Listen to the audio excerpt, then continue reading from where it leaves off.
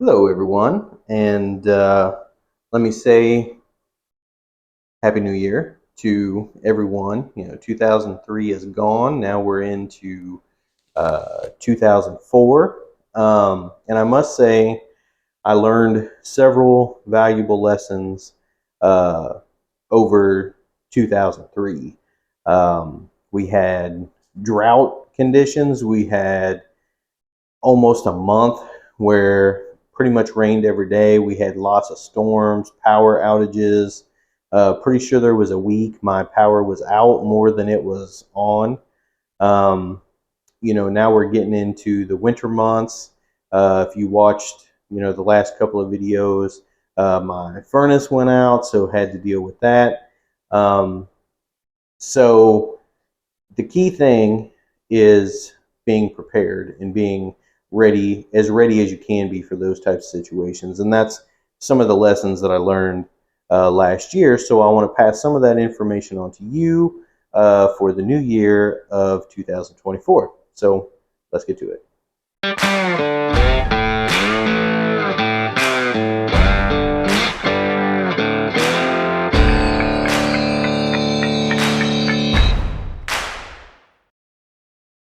So the first thing we're going to talk about is power.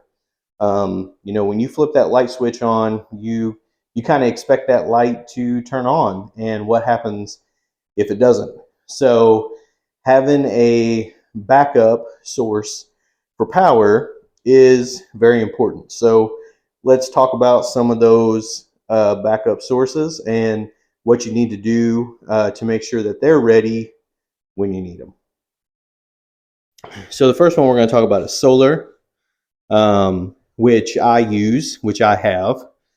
The main thing is one, you got to make sure that your panels are cleaned off. If it's snowy or icy, make sure they're cleaned off, because you may have a lot of snow overnight, but the next day it still may be snowing, but the sun may be out and you may be able to collect some sun. So make sure the panels are cleaned off, make sure there's no debris on them. The second thing is check and make sure that your batteries are charged.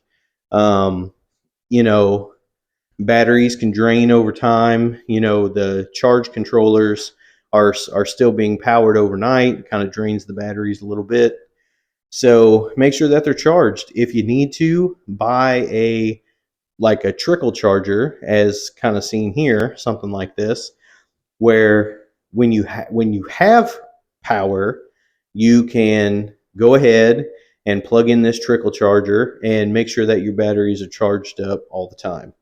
Another bit of advice is also um, use your power that you have stored in your batteries at night. Try not to use it during the day. If you can avoid turning on lights and lamps and things like that, use the daylight through windows and stuff for light, then that's going to save your power for at night when you need it. So the next thing we're going to talk about is like a generator, so a gas or some type of fuel powered generator. So the one thing that most people forget to do is you got to perform the maintenance, whether it's changing the oil, spark plug, whatever needs to be done. Make sure that you're doing the maintenance that is required. Another thing too is, test it on a monthly basis. Whether you're having bad weather or not, and it could be 75 degrees and sunny. But go ahead and test that generator. Make sure it turns on. Make sure everything's working correctly so that when you need it, it's there. Make sure that you keep fuel on hand. If you need to put some kind of fuel stabilizer in it, if you're going to be storing it, for an extended period of time. But, the generator does you no good if you don't have any fuel to power it. And, depending on the situation, if you run out of fuel, you may not be able to hop in the car and go to the store and buy more. It may be a situation where roads are closed and you're not able to get out. So make sure you have plenty of fuel just in case. Now, another option is kind of what they call a solar generator. Several companies make them. Two that come to mind is like Jackery or Bluetti. Um, Once again, it's a battery pack, so you have to make sure that it is charged. If it's dead or if it's only a quarter of the way charged, it's not going to help you much through like a whole night or even a whole day. So most of them have the option where you can plug them into an AC outlet when you do have power to make sure that they're charged. Um, Now, most of them also come with some type of solar panel that can also charge them. So just in case you don't have any grid power, you can recharge them during the day and then use them at night for lights and things like that when you need it. But, overall, if power, you know, is the issue, use it sparingly. Take the opportunity to use, like batteries, like solar generators, stuff like that. Take advantage of daylight so you're not using all of your stored battery power during the day when you may not need it as much. Now let's talk about another important item, which is water. Um, Once again, I think it's something that we take for granted that no matter what happens, that you can just turn on the faucet and water's going to come out. And the thing is what do you do if that doesn't happen? So check out a few of these things. So, like I said, we always seem to think about food, but what about water? Um, Water storage is important. Um, Believe it or not, it's pretty easy to get dehydrated even in the wintertime. So let's talk about water sources. Of course, there's bottled water.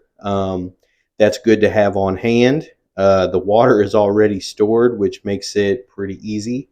So everyone should probably keep several bottles of water on hand, just in case that you need them. They're also good for putting in the car as well, especially while, you're traveling. But let's say something has already happened and you weren't able to get to the store and get any bottled water.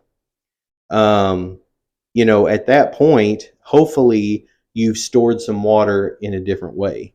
So you can also store water like tap water while you still have it available. You can get containers at the store um, and basically store your own tap water. A few things to consider: make sure that the containers are like a food grade container. And if you take water from the faucet, from the tap, it will already it's already got chemicals in it. So you really don't need to add anything to it. You can just store it. Now, if you store water that was rainwater or snow or from a creek, um, my suggestion is to add 1 teaspoon of bleach for every 5 gallons that you store. That will help kill any bacteria or anything that's in there. And it might also be a good idea to go ahead and boil that water before you consume it. For storing the water, just make sure it's kind of in a cool, in a dark place. That prevents bacteria from growing because the sun and sunlight facilitate bacteria growth. So just make sure that it's in a cool, dark place. It's pretty easy to do, and you got to make sure that you don't run out of water. I mean, if it's snowy outside, I'm all for melting snow, and drinking it. But you just got to make sure that it's not going to cause any sickness or any other problems that's going to add to the problems that you already have at that point. So let's move on to the next. So the next thing on the list is food. Food, obviously, is very important. I know some folks that, there's some deals out there where you can get like a 5 gallon bucket of like MREs that you can store for, I don't know, like 20 years or something, and they'll still be good. You can go that route, if that's something that you can afford, something that you can buy. But here's some other options that maybe you didn't think of. So the one thing that you want to think of when you're thinking about food is non-perishable foods, and probably in containers, like a can that can withstand moisture.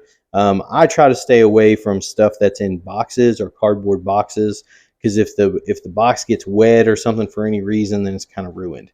So the one thing that I would have on the top of my list are canned goods. You can get lots of things in cans, vegetables, all kinds of stuff. So just make sure that, if you go to the grocery store and you say, okay, well, sometime this week we're going to have green beans. Well, instead of getting one can, maybe get two or three. And then when you get home, just kind of set those other 2 cans aside so you have them just in case. But you can also use like sealed, containers that are plastic. We have those for like cereal and stuff like that, but you can use that to store food in as well.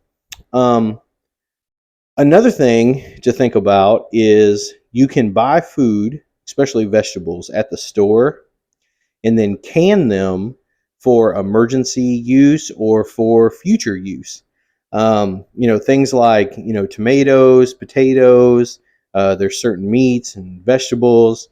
Let's say you didn't have a garden the last spring, or maybe you haven't started one yet, like myself.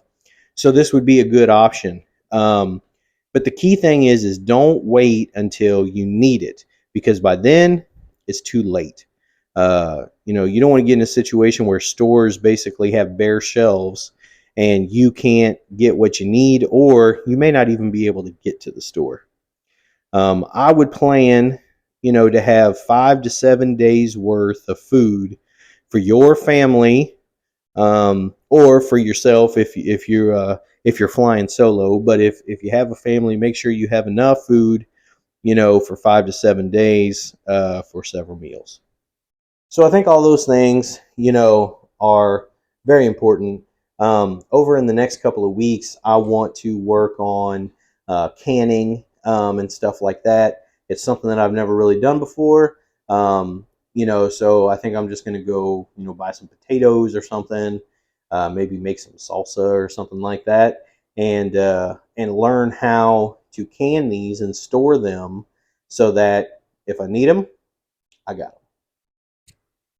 So the next thing I want to cover is the ability to gather information or to get information.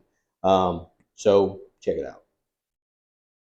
So, during, or after storms or some kind of natural disaster, it's going to be nice, to have access to new information. So the few suggestions that I have is, keep a radio of some kind ready so that you can get updates, whether it's battery powered or whether it's electric. Make sure that you save some electricity for like a radio or something to get updates. Another thing that I have is I have a digital antenna that I have hooked up to my TV, and it allows me to view all the local stations in my area. So if the TV stations are still up and running, then I can get local news and also local weather updates if I need them. If you are asking, how I am watching TV during this time, whether it's a storm or a disaster, or listening to the radio, then rewind this video and watch the power section of this video again. So, hey, those are just, a couple ways to get information. I know they have like those weather radios that you can get. They also have like those the crank radios that you can crank and it doesn't use batteries or anything like that. those would all be a good thing to have in case of a disaster or in case of a big storm and you need information. So another thing that people don't think about is money. The ability to be able to pay for things. So let's get into that. So honestly, at the moment, I'm not burying anything in my backyard money wise. Well, at least not yet. But it might be a good idea to keep some cash on hand. A store, or maybe you need a tow truck, or even a purchase from another individual. It might be impossible with a debit or a credit card. But with cash, you might be able to make that purchase. So I would say, keep a little bit of cash at your disposal.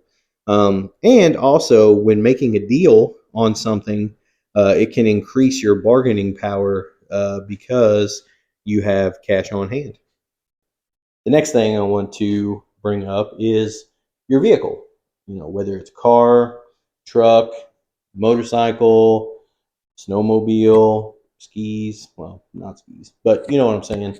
The way that you travel, the way that you get around. Um, Sometimes things get neglected, especially like a vehicle, and you don't really think about it until you really need it. So let's go over a few of those things. So, how many times have you gotten into your car or truck or RV or whatever and said, "Oh man, I forgot to get gas. I forgot to get fuel this morning." You don't want that to be the case in the event of bad weather or anything like that. If you know that a storm is coming, especially like snow or ice, the first available gas station you get to, go ahead and stop and go ahead and fill up your tank. At some point, that may be your only heat source is to run your car and get in it and try to warm up. So be aware of that. A full tank of gas, it can also add a little bit of weight to your vehicle. 1 gallon of gas weighs approximately about 6 pounds. So it's not a big help, but it may help you get down the road and maybe get to shelter if you need to. Another thing to look at are your tires. You want to make sure that your tires are in good shape and that they are inflated, properly. Because you don't want to be on the side of the road changing a flat tire in a snowstorm or a big rainstorm. These are kind of my top things to consider, to think about when preparing for winter weather. I know there's some areas of the United States that have already received lots of snow and ice and things like that.